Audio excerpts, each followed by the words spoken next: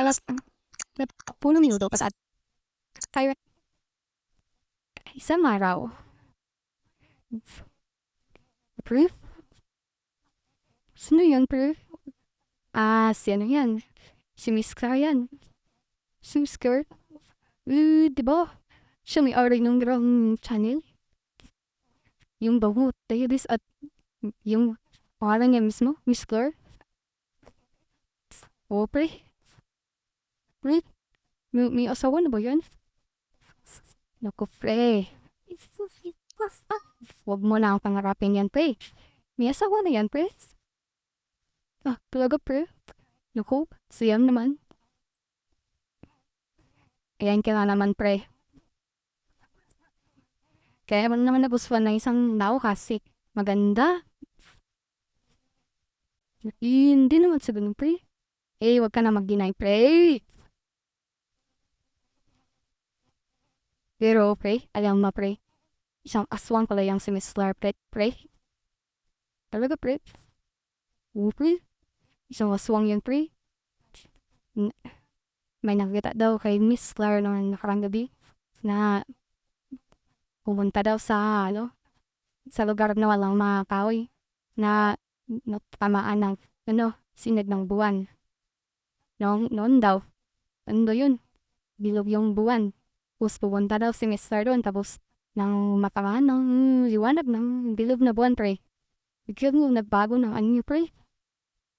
Kinubuan doon ng balahibo ang buong katawan at napuno ng mga matatalas sa kuko, sa kamay at paat na puno din ng mga matatalas sa pangilang bibig, pre. Tapos biglang nagkaroon ng pre, yung mga mata, pre, biglang nagkulay pula, pre, nanlilisik. Nakatakot talaga, pre. Nanginig na kalakas takot yung yung nakita, lalo na nang tumingin yun sa kanya. Muntik mara siyang sugudin eh. Burian lang, nakatakbo agad siya. Ulungyo.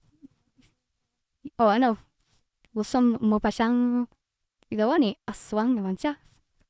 Wag na. Ayoko maging aswang, no? Sabili ka, 2:30. Kaya sabili ka, yan.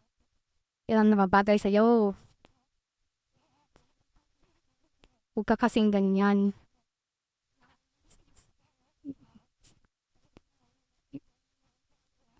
Pre, huwag na natin itong pag-usapan, pre. Natatakot na ako, pre. Kalalaki mang tao. Magtatakotin ka. Lang yan, pre. Paano ka makakapag-asawa niyan? Kung ganyan ka. Madali kang matakot.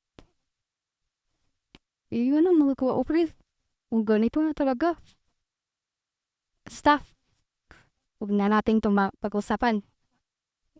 May nakapagsabi pa naman na mga aswang daw malakas ang malalakas ang pandinig. Kahit sa malayo, maririnig nila.